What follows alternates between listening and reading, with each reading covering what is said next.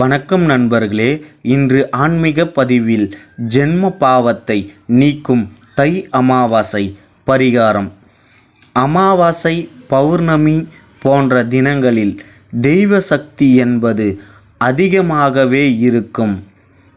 அன்றைய தினத்தில் நாம் செய்யக்கூடிய வழிபாடுகளும் தான தர்மங்களும் நமக்கு அளவில்லா பலனை தரக்கூடியதாகவே இருக்கும்.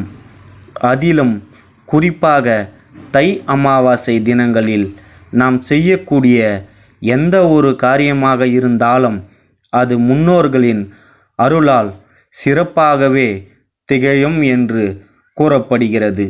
அப்படிப்பட்ட அமாவாசையில் மிகவும் குறிப்பிடத்தக்க அமாவாசையாக திகழக்கூடியத தை அமாவாசை அன்று நம்முடைய ஜென்ம பாவமும் முன்னோர்களின் சாபமும் நீங்குவதற்கு செய்யக்கூடிய தானத்தை பற்றிதான் இந்த ஆன்மீக பதிவில் நாம் பார்க்க போகிறோம். தை அமாவாசை பரிகாரங்கள். ஒவ்வொரு மாதமும் வரக்கூடிய அமாவாசை என்பது முன்னோர்களை நினைத்து வழிபாடு செய்வதற்கு உகந்த நாளாக திகழ்கிறது.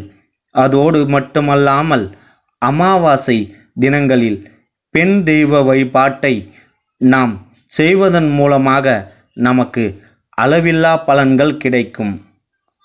அந்த வகையில் தை மாதத்தில் வரக்கூடிய அமாவாசை என்பது ஜனவரி மாதம் 29ஆம் தேதி புதன்கிழமை அன்று வருகிறது. அன்றைய தினத்தில் நாம் எந்த பொருளை தானமாக தந்தால் நம்முடைய ஜென்ம பாவம் தீரும் என்றுதான் இப்போது பார்க்க போகிறோம். பொதுவாக தினந்தோறும் நாம் செய்யக்கூடிய தானம் தர்மம் என்பது நம்முடைய கர்ம வினைகளை போக்கும். அதிலும் குறிப்பாக அமாவாசை தினங்களில் நாம் எந்த ஒரு தான தர்மத்தை செய்தாலும் அது முன்னோர்களால் ஏற்பட்ட சாபத்தையும் தோஷத்தையும் நீக்கி முன்னோர்களின் அருளை நமக்கு பெறச் செய்யும்.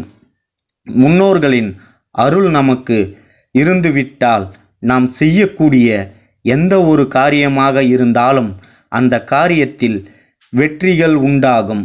மேலும் நம்முடைய வம்சம் வாழையடி வாழையாக வளர்ந்து கொண்டே வரும்.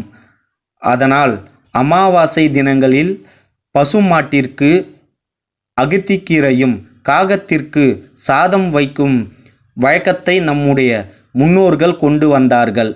அதிலும் குறிப்பாக தை அமாவாசை அன்று இவை ரெண்டும் சேர்த்து இன்னும் ஒரு சில பொருளையும் நாம் தானமாக தந்தோம் என்றால் நம்முடைய ஜென்மம் பாவம் நீங்கும் என்று கூறலாம். அதுதான் எள். பொதுவாக எள்ளை இறைத்துத்தான் முன்னோர்களுக்கு நாம் தர்ப்பணம் செய்வோம். அப்படிப்பட்ட எள்ளை பசுமாட்டிற்கும் காகத்திற்கும் நாம் தானமாக தரும் பொழுது நமக்கு அளவில்லாத நன்மைகள் உண்டாகும்.